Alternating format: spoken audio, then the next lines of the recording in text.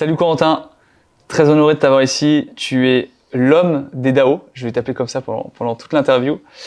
Tu es celui qui lubrifie les DAO, comme tu me l'as dit l'autre fois pour présenter ton activité. Donc du coup, l'objectif aujourd'hui, c'est que tu nous dises tout ce que tu sais sur ce nouveau mode de travail, que tu parles un peu de tes activités aussi, et que tu éclaires nos lanternes sur cette nouvelle organisation qui, je pense, va avoir beaucoup d'impact. Ravi d'être là et merci pour l'invitation Val. Et on va essayer de lubrifier ça, comme tu dis, le maximum tous les deux pour qu'il y ait le plus de compréhension possible. Génial. Déjà, qu'est-ce que c'est un DAO?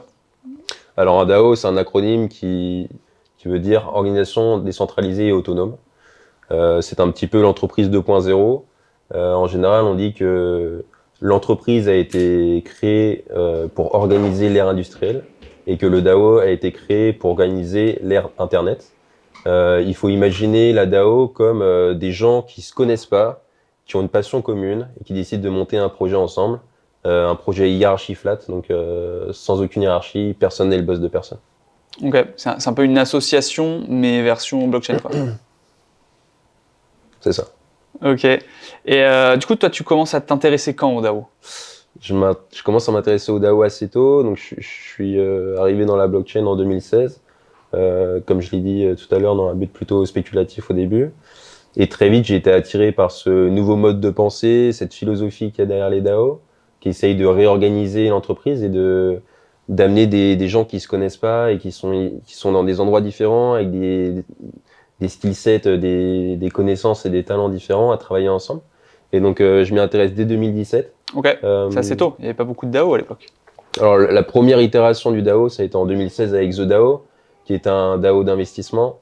Et une histoire qui s'est mal finie puisque il y avait une faille dans les smart contracts et que quelqu'un en a profité pour se barrer avec la trésor. Mais ensuite, il y a eu des DAO avec des... Il n'y a pas eu d'ailleurs un fork d'Ethereum suite à ça, non? Exactement. C'est ça qui a marqué Tu peux nous en dire un peu plus c'est suite à ça qu'il y a eu le fork Ethereum classique, Ethereum. Ouais, donc quand on est revenu en arrière sur la blockchain avant le hack pour que tous les gens qui avaient de l'argent sur le DAO puissent le récupérer. Exactement. Ok, et toi du coup, t'étais là à ce moment-là quand il y a eu toute ce... Moi j'étais là, je n'en faisais pas partie, j'avais pas le capital pour prétendre participer à la vie du DAO à ce moment-là, mais je m'y suis intéressé dès 2017, donc l'année d'après, notamment avec Maker et Aragon à l'époque. Donc j'ai participé à la founding proposal de Maker, donc Ok. c'est une vie importante dans un DAO, c'est le moment où on dit quelles sont nos valeurs en tant qu'organisation décentralisée. Ok, et du coup, à ce moment-là, comment ça se passe? Vous êtes combien? Vous communiquez comment? C'est quoi les discussions? Ouais, il y avait déjà une core team qui existait depuis longtemps et donc tout se passe sur Discord. Il n'y avait pas de discours, il n'y avait pas de snapshot à l'époque, il n'y avait pas le tooling qu'on connaît aujourd'hui. On y reviendra aussi d'ailleurs, parce qu'il y a tout un écosystème Ouais. autour des outils de gestion d'organisation décentralisée. Donc c'était plutôt du bricolage, Ok. mais Un peu comme un BDE. exactement. Plutôt du bricolage, mais voilà, je pense qu'un des secrets, pourquoi est-ce que Bitcoin, on peut dire, était un des premiers DAO également, et pourquoi est-ce que ça, parce que dans ses mécaniques, dans son organisation, c'est plutôt décentralisé. Et pourquoi est-ce qu'aujourd'hui, 8 ans après, 10 ans après, on entend encore parler de Bitcoin? C'est parce que le why et quelle est vraiment la motivation de ce projet était définie très clairement, même avec une formule. Et donc c'est ça qui a fait que le DAO Bitcoin est resté périn sur 10 ans et c'était le cas de Maker aussi. Ok. Ouais, c'est vrai qu'on en revient un peu, même toute entreprise ou même toute mission, il y a cet objectif premier du pourquoi on fait ça. Le besoin d'identité, ouais. Ok. Et du coup, donc voilà, t'es dans Maker, donc vous définissez ensemble le pourquoi. Et ensuite, comment ça se passe? Donc là, à ce moment-là, t'es bénévole, tu fais ça juste pour le plaisir, parce que voilà. Et comment ça se passe ensuite? Alors on est bénévole, effectivement. Ça fonctionne toujours pareil aujourd'hui. Mais à l'époque, les gens donnaient vraiment 35 heures de leur temps parce qu'ils étaient passionnés par un projet. bénévolement pendant parfois plusieurs années, Ok. en espérant avoir un token derrière à prix un petit peu réduit Ah ouais. ou Donc, être une situation comme ça. donc ils te donnaient du temps, mais sans même avoir de compensation. Financière directe. Ok. C'est la magie du Web3. Ouais, c'est clair. Ok. Et comment ça a évolué tout ça? C'est quoi aujourd'hui? Comment ça se passe? Comment est l'écosystème DAO? Qu'est-ce que tu en penses? Aujourd'hui, c'est toujours le cas. Je pense que ça a évolué, ça a suivi un petit peu la même évolution. Ce que je trouve, moi, admirable, c'est qu'il y a des DAO qui, sans compensation financière directe, donc les contributeurs de DAO ne sont pas rémunérés forcément tous les mois. Il y en a qui sont rémunérés, mais c'est pas le cas de tout le monde. On arrive à avoir un engagement dans certains DAO qui est supérieur à un engagement dans les entreprises traditionnelles.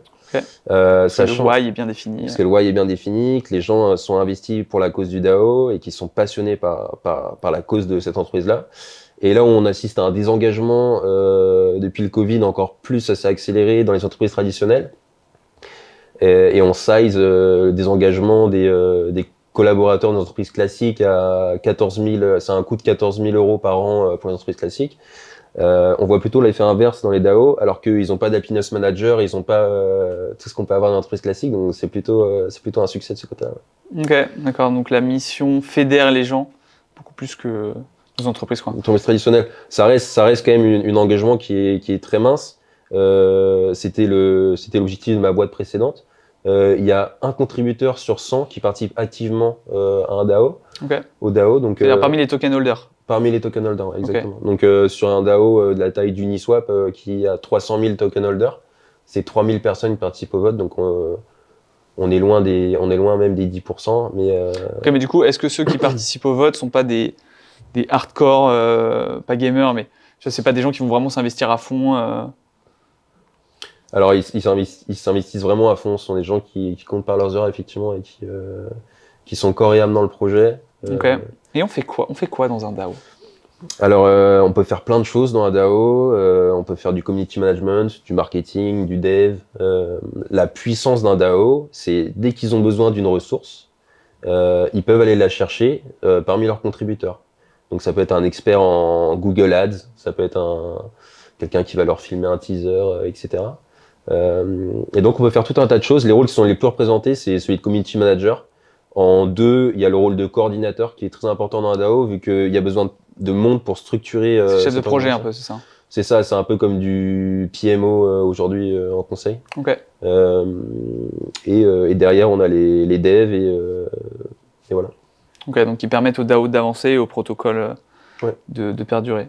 Ok. Et moi, je me suis toujours posé une question. En fait, qui définit quel est le prix d'une tâche? Imagine, on fait partie d'un DAO. On veut, je sais pas, faire écrire un article ou faire développer une feature. Ouais. Qui est en charge Donc, c'est le coordinateur qui définit les. Parce que moi, j'avais vu que tu définis les budgets par vote, mais tu vas pas te mettre à tout voter, tu vois. Genre le prix des articles, par exemple, comment tu le définis? Le prix des missions. Des missions, exactement, des tâches. Alors, ça peut être soumis à un vote dans les DAO qui sont vraiment à un stade assez mature de décentralisation. Autrement, c'est fait par la core team, Ok. donc la team qui est initiatrice du projet de DAO et qui en général a plutôt un rôle stratégique et de gestion de la trésorerie du DAO. Ok, donc en fait, une espèce de semi-entreprise Ouais. dans le DAO, quoi. Ok. Et comment tu fais pour passer justement à un plus gros stade de décentralisation? Parce que qui dit décentralisation dit responsabilité et aussi plus de complexité à gérer tout ce petit monde. Ouais. Ça, c'est la question à $1 milliard. C'est ce sur quoi j'accompagne le plus mes clients. La décentralisation d'un DAO, elle est progressive. Moi, je vois trop de personnes qui se disent on va monter une écurie de F1 et donc qui se réunissent à 30 000 sur un groupe Discord avec des gens qui sont passionnés de F1 et une fois qu'ils sont 30 000 sur le groupe Discord, ils font ok, maintenant on fait quoi? Et 100% du temps, c'est une failure. Et donc pour qu'un DAO soit efficace, il faut qu'il parte d'abord d'une core team, comme une entreprise classique avec 3-4 personnes, petite équipe, qui définissent tranquillement les valeurs du DAO, la vision du DAO, où est-ce qu'ils veulent aller, quels sont leurs purposes. Et ensuite, petit à petit, le décentraliser en distribuant la gouvernance de ce projet-là. Imaginons qu'ils sont 3 au début, ils ont tout pris besoin d'un dev smart contract eh ben, ils peuvent donner un peu de décentralisation à ce dev smart contract, un pouvoir de gouvernance. Ensuite, ils sont à l'état de ce qu'on appelle un flat DAO. Donc, ils commencent à avoir une petite communauté, mais qui n'a pas de pouvoir de décision. C'est un peu comme de l'entrepreneuriat participatif. Ok. Ils créent le projet avec leur communauté. Et ensuite, ils distribuent un petit peu ce pouvoir-là de plus en plus à leur communauté, jusqu'à arriver à un modèle complètement décentralisé. Ok. Et après, une fois que le modèle est complètement décentralisé, comment tu fais pour du coup avoir une gouvernance qui fonctionne bien? Parce que ok, tu peux voter, mais Ouais. après, imagine que je sais pas, t'es deux parties, t'en es qui veulent changer totalement et d'autres qui veulent continuer. Est-ce que t'as quoi? T'as un fork? C'est comme sur les blockchains, t'as carrément un. Comment ça se Ouais. passe? Alors, sur la plupart des projets, ce qui se passe, en fait, notre cerveau humain est capable de gérer uniquement 150 relations maximum.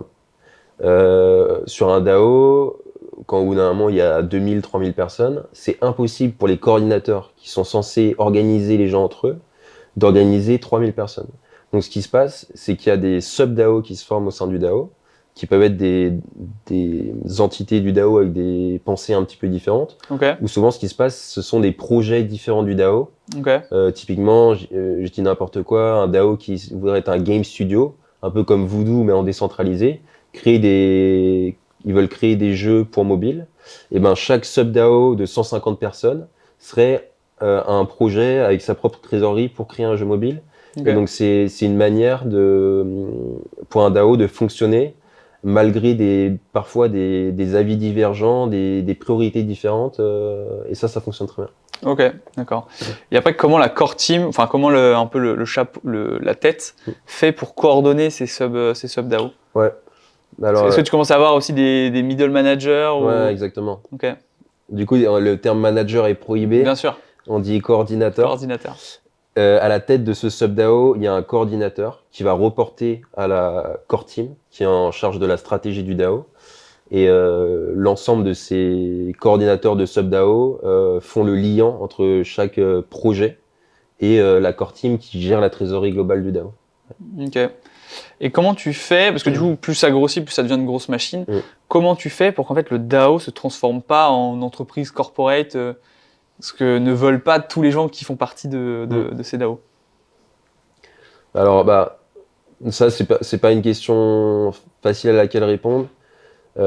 Aujourd'hui, malheureusement, il y a beaucoup de DAO qui finissent très centralisés, on le sait, avec en fonction des stratégies de vote qu'ils peuvent avoir, une puissance de vote qui est énorme de tel ou tel whales du DAO. Donc, les moyens de pallier à ce problème-là, c'est d'engager le maximum de contributeurs, whales ou small retail investors, Ok, pour que chacun puisse avoir sa place dans le DAO et d'éviter au maximum la formation d'une hiérarchie. ok, Ouais. ok, très intéressant. Et du coup, pour revenir un peu à ton activité, d'ailleurs, tu as fait pas mal de choses au sein des DAO, mais pour revenir sur vraiment l'activité d'accompagnement, c'est quoi les types de stratégies que tu as pour justement engager les gens, pour que euh, ouais, les gens voilà, puissent apporter chacun leur pierre à l'édifice? Alors, il y a 4 étapes. La première étape, c'est la compréhension de ce qui est fait dans le DAO. Quand quelqu'un débarque sur un serveur Discord parce qu'il est passionné de Formule 1 et qu'il veut rejoindre un DAO, c'est tellement le bordel que c'est pas toujours facile de comprendre comment est-ce qu'on peut apporter sa pierre à l'édifice, qu'est-ce qui se passe exactement, pourquoi le canal général c'est une déferlante de messages toute la journée. Ouais. Donc la première étape, c'est de structurer son Discord ou sa structure de communication dans le DAO Ok. pour que n'importe qui puisse comprendre où peut être sa place dans le DAO, que fait le DAO et comprendre vraiment les valeurs du DAO. Ok. Et ensuite, Donc, il y a vraiment une onboarding au sein du Discord, quoi. exactement, ça c'est super important. Créer de l'awareness, voilà, de la compréhension du DAO. Une fois que ça c'est fait, il faut pouvoir activer ses membres. Ok. Et donc, moi je l'ai vu avec ma précédente société, on était 2500 sur le Discord, c'est pas énorme. Et on avait une dizaine de personnes qui voulaient être modérateurs à plein temps. On recevait beaucoup de candidatures pour ça. Il faut pouvoir activer ces gens-là qui sont volontaires et qui ont une envie de participer au projet. Et donc, pour ça, il faut une structure également avec des gens qui répartissent correctement les les tâches entre les personnes en fonction du temps qui leur est attribué, vu que la plupart des jobs dans les DAO sont quand même à temps partiel aujourd'hui. Ouais. Donc ça, c'est pour la partie activation. Et ensuite, il y a la partie rétention, qui est la partie la plus compliquée en fait.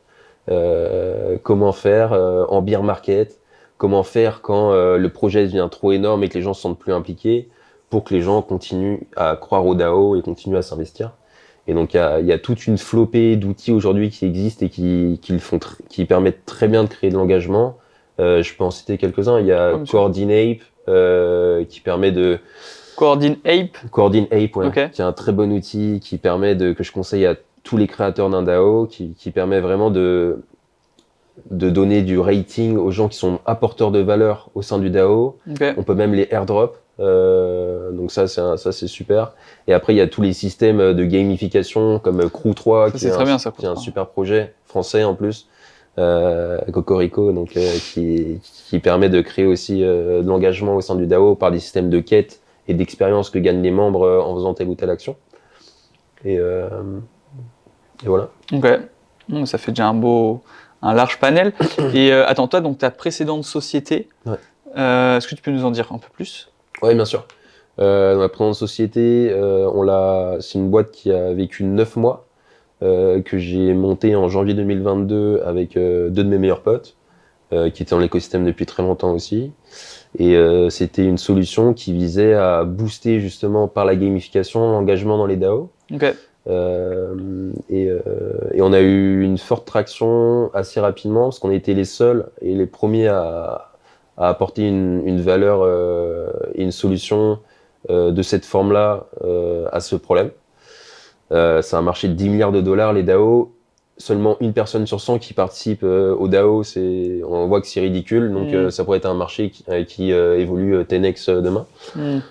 Et c'est une aventure qui a très bien démarré. On avait beaucoup de traction, on a sorti une bêta, on a commencé un tour de table et arrivé la récession. Notre lead investor demandait de plus en plus de métriques, comme beaucoup de VC. Et on voyait que le tour de table allait commencer à être compliqué.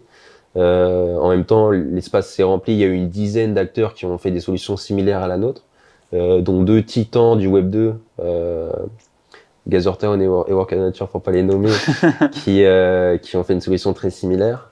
Donc on s'est dit, est-ce qu'on ferait pas bien d'exit en fait avec la trésorerie que nous on avait pour build sur un autre projet plutôt que cash burn et se battre dans un bear market, petit poisson dans une petite mare. David versus Goliath. Exactement, c'était pas vraiment nos ambitions. Okay. C'était pas une solution facile à prendre parce qu'on était très attachés à notre projet. Et finalement à ce moment-là on a une proposition d'exit du rachat de la partie smart contract de Whip. Donc on se dit bingo, c'est le bon moment, c'est le signal qu'on attendait pour lâcher l'entreprise. Okay. Et donc on a exit cet été. Ok, ouais. Génial. C'est quoi les DAO dans lesquels tu as été investi et dans lesquels tu t'investis encore aujourd'hui? Ouais, il y en a pas mal. J'ai toujours été investi dans une dizaine de DAO en parallèle. Les DAO dans lesquels je suis le plus investi, c'est ceux qui... En fait, il y a tellement fromage et dessert que tu choisis un peu tes DAO en fonction de tes passions et tes centres d'intérêt. Les DAO qui m'animent le plus, moi, c'est MoonDAO. Donc c'est un DAO, c'est un projet assez fou de décentralisation de l'accès à l'espace. Incroyable. Ouais, et donc on a acheté 2 tickets de Blue Origin, la société de Jeff Bezos qui envoie des gens en orbite autour de la Terre, pour envoyer 2 astronautes dans l'espace. Et il y en a déjà un qui est parti le mois dernier. Et l'objectif, en fait, c'est d'accompagner la connaissance et de démocratiser l'accès à l'espace pour le côté scientifique et aussi pour le côté expérientiel. Okay.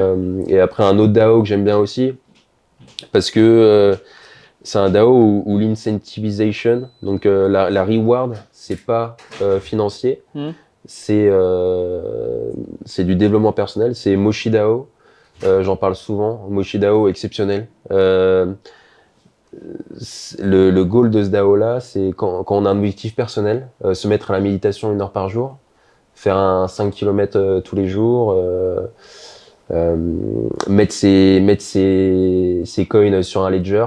Quels que soient tes objectifs. Quel que soit tes objectifs, tu l'exprimes à la communauté, donc au Ok. DAO. Et tu prends quand tu réussis ton objectif, tu prends des applaudissements, des feedbacks très très sympathiques de la part de la communauté, et tu peux également récupérer des petites récompenses, que ce soit des tokens du DAO ou des NFT. Donc ça, je trouve Ok. que c'est un super moyen de. Ok, d'entraide et de progresser. Ouais, ouais, ouais. Ok. Ouais. Toi, quelle habitude t'as mis en place suite à. Redis, Munchi DAO? Non, Moshi, DAO. pardon. Ok. Moshi DAO, ouais. Mochi. Ouais, Ok. ouais. Ça t'a permis d'atteindre des objectifs un peu? Moi, ouais, ça m'a permis de mettre à la méditation davantage, plus sérieusement. Ok. Ouais, ouais. Et t'en fais combien de temps là en ce moment, par semaine, par jour? J'essaie d'en faire 1 heure par jour. Ouais, c'est Ouais, pas mal, hein, c'est beaucoup. ouais, Hein. ouais. J'essaie de m'y mettre un petit peu là, de faire une quinzaine de minutes par jour. Je ne tiens pas tous les jours et quand je le fais, je me sens bien. Tu vois, donc. Non, c'est une bonne chose. Ok, Je conseille à tout le monde. ok, top. D'autres DAO à mettre en avant? Je réfléchis. Hmm.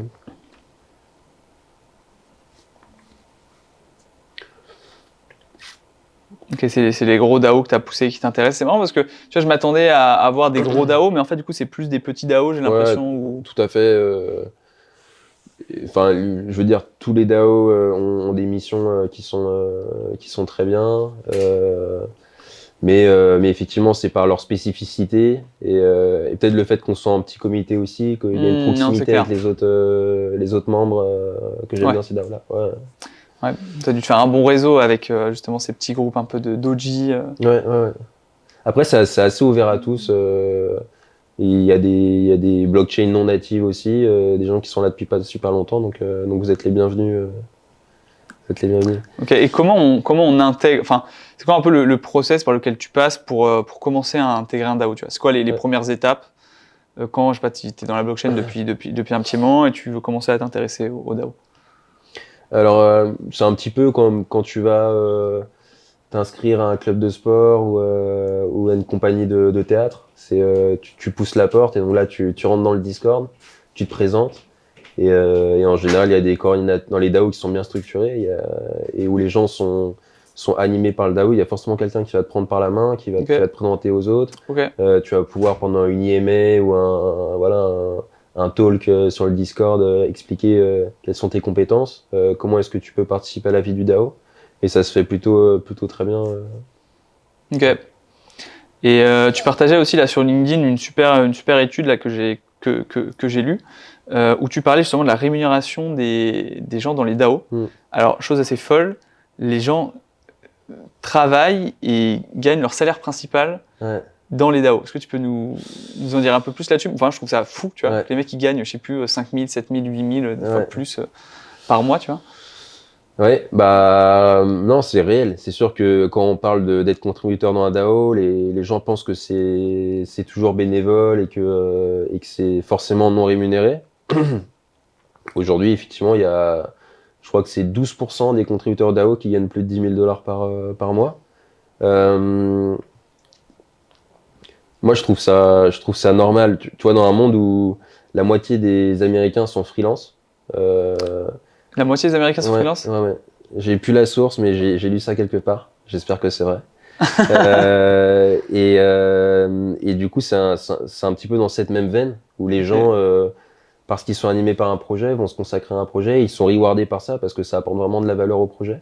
Et on a besoin d'un éventail de skill set qui est énorme. Donc, que les gens soient des financiers, des gens du marketing, de la communication, tout le monde a sa place. Et effectivement, ça fait vivre un tas de gens. Les Chinois sont clairement en avance parce qu'il y a 6% de tous les contributeurs de DAO qui sont en Chine, à Hong Kong précisément. C'est D-Org ou je sais plus lequel Ouais. qui est, j'avais vu, ouais, c'est impressionnant. Mais voilà, c'est aussi.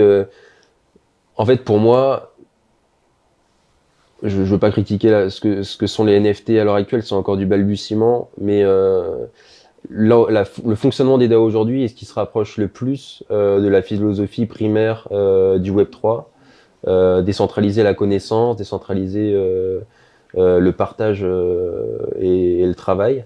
Et ça permet 10 000 dollars par mois pour des gens qui sont dans des pays voilà, comme le Salvador ou des pays d'Afrique, où il y a beaucoup de gens qui se mettent à la crypto-monnaie. Ça leur permet vraiment d'avoir une super belle situation.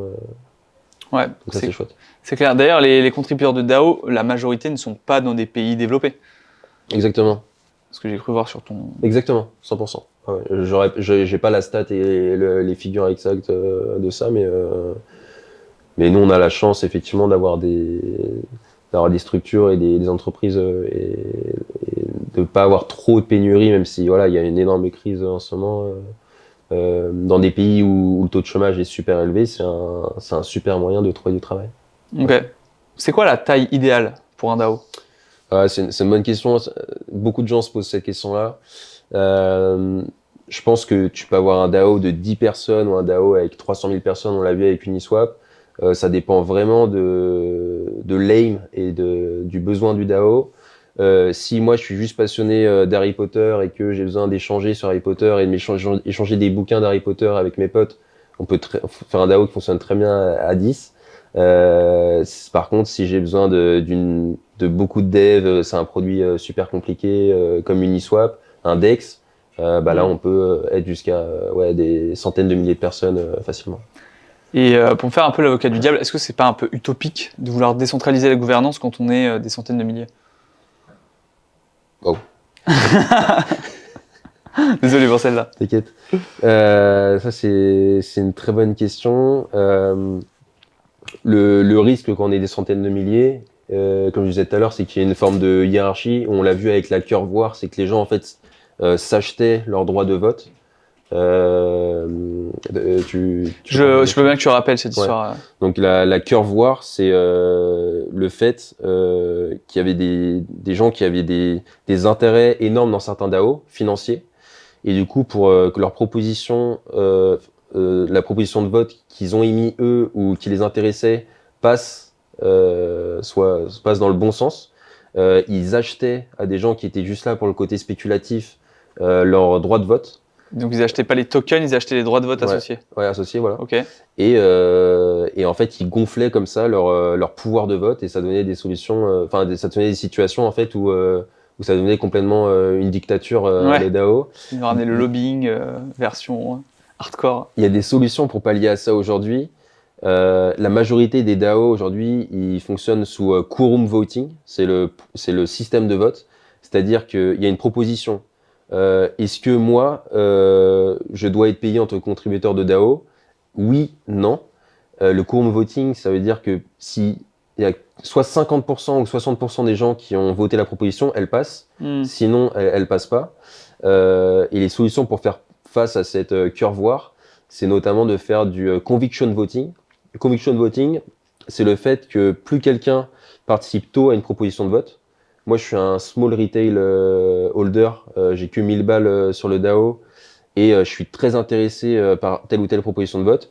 Dès le jour 1, je vais porter cette proposition-là, je vais mettre de l'argent dessus et tous les jours, ça stack et mon pouvoir de vote double. Okay. Et ça me permet de confronter des gens qui ont une puissance de vote beaucoup plus importante. Okay. Et après, il y a le quadratic voting. Là, c'est peut-être technique, mais le quadratic voting, ça fait que la première fois qu'on vote, donc moi, je suis intéressé par dire oui pour être rémunéré au sein de mon DAO. Okay. La première fois que je vote oui, ça me coûte 1 jeton de vote. Ensuite, ça me coûte 2 jetons, 4 jetons, 8 jetons, etc. etc. Okay. Donc, il y a des solutions pour pallier à ces problèmes de Whales, exactement. Mais on est encore très loin d'une solution parfaite. Ok.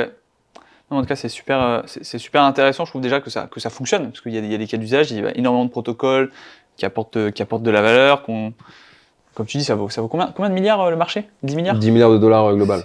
C'est déjà monstrueux. Une industrie de 10 milliards, j'ai pas d'exemple en tête, mais on pourrait confronter à des industries. Je sais pas combien pèse l'industrie du livre en France, même mais on devrait s'approcher, tu vois. Et toi, c'est quoi pour toi le futur des DAO, tu vois? Quelle place ça va prendre dans l'économie? Est-ce que on va ouvrir une troisième voie? Est-ce que tous les freelances demain seront plus dans les DAO? Est-ce que les entreprises, tu vois, c'est quoi un peu la big picture, la vision? Alors, aujourd'hui, les DAO, c'est à 95% des sociétés blockchain native. Donc ça reste très Web3, avec des gens de la tech qui sont habitués à travailler à distance, avec des outils de gouvernance, etc. On on commence à avoir des sociétés Web3/Web2, style des sociétés éducatives Web3, mais qui ont une organisation Web2, qui commencent à faire des fonctionnements DAO avec du Learn to Earn, où chaque promotion d'étudiants est organisée sous forme de DAO. Donc ça permet aux étudiants, c'est des cas d'école super intéressants. Les étudiants, ils sont dans un DAO avec leur promotion, avec leurs potes. Oui, Et du coup, il y a un token, il y a des NFT, ils peuvent tous les concepts qu'ils voient en cours, ils peuvent les utiliser à l'école. Donc ça c'est vraiment l'avenir. On commence à le voir sur des cas d'école aussi dans la ReFi, donc la Regenerative Finance. C'est tout de la finance. Donc il y a DeFi, CeFi, ReFi. Je connaissais pas celle-là. La ReFi, c'est tout ce qui porte à l'écologie, l'impact environnemental. Et il y a des applications très concrètes de DAO là-dedans, où quand on va faire une action pour l'environnement, pour les animaux, on va être incentivé au sein d'un DAO. Il y a des communautés de surf, donc ça commence à atteindre d'autres environnements que le Web3. Je sais qu'il y a des sociétés complètement Web2, complètement classiques, qui remettent en cause un peu le modèle de l'actionnariat et du PV d'AG qui sort à la fin d'une assemblée générale d'actionnaires qui existe depuis X années. Donc peut-être un mix pour ces sociétés-là. Donc même les entreprises traditionnelles adoptent certains codes des DAO. Ouais, je le dirais pas comme ça, c'est très bullish de dire ça, mais... Un peu du putaclic. Hein. Mais en tout cas, ils réfléchissent à leur structure de gouvernance parce qu'ils voient que ça fonctionne très bien en décentralisé. Donc voilà, maintenant je vois mal demain, je veux pas donner de nom, mais je vois mal des entreprises du CAC 40 filer tout leur pouvoir de décision à leurs salariés. Donc on en est encore loin. Les gouvernements aussi s'y intéressent. Donc c'est un peu la partie vraiment gouvernance du pays, c'est-à-dire loi. Ouais. Tu veux dire plus d'un point de vue consultatif ou vraiment d'un point de vue exécutif pour prendre les décisions? Alors c'est de ma part c'est utopique de dire que ça fonctionnerait ou quoi, mais il y a des mécaniques qui fonctionnent aujourd'hui au sein des DAO qui pourraient les intéresser. Ouais. Donc voilà. Ok, super intéressant. C'est pas un petit dernier mot pour la fin. Est-ce que tu as une petite anecdote sympa à nous raconter sur je sais pas, ce qui se passe dans un DAO, des choses un peu drôles ou un peu différentes? Wow, tu veux me prendre un peu de cours. Non, je sais pas. Rejoignez des DAO, informez-vous sur les DAO. On n'en parle pas assez. Les gens sont trop peu au courant de cette partie-là du Web3, je pense. On entend beaucoup parler de métaverse, de NFT, parce que c'est peut-être plus sexy, plus marketable. Je sais pas si ça se dit. Mais voilà, les DAO, pour moi, c'est vraiment l'avenir. Comme je l'ai dit, c'est la réorganisation des sociétés et de la structure à l'ère d'Internet. Et voilà, ça permet de mettre un pied dans le Web3 aussi, quand on est un peu extérieur au Web3, et de travailler concrètement sur des vraies problématiques d'usage. Ok, ça sera nos mots de la fin. Merci beaucoup Corentin. Où est-ce qu'on peut te retrouver? Alors LinkedIn principalement, Corentin Cadieux, Twitter CoxYZ. Je sais pas si tu pourras mettre le Discord aussi. Je mettrai tous les liens que tu m'enverras. Et là, tu pars faire autre chose dans les prochains mois. Est-ce que tu peux nous en dire aussi un peu plus? Tu parles par rapport au voyage? Oui, c'est sûr c'est encore, voilà, j'en ai pas parlé, mais c'est encore un avantage du Web3 de travailler de manière complètement décentralisée. J'ai la chance d'avoir une copine qui est entrepreneuse aussi, et du coup on part en Asie pour 2 ans à partir de mars, et on va faire un peu de temps à Bali pour répondre aux clichés. Le nomade digital. C'est ça, mais c'est sûr qu'on a beaucoup de chance, et que pourquoi pas en profiter. J'adore la France, j'ai pas envie de me faire tuer dans les commentaires, je suis très bien en France, et j'ai envie de faire ma vie en France plus tard. T'as le droit de vouloir voyager un petit peu. Hein. C'est ça, exactement. Ouais. Et écoute, on suivra tes aventures de près. Merci beaucoup Corentin, super épisode. On a tous appris énormément de choses. Et on te souhaite bon courage pour la suite. Merci à toi pour l'invitation. Je vous attends au sein de nombreux DAO. Et merci encore, Val. Au plaisir.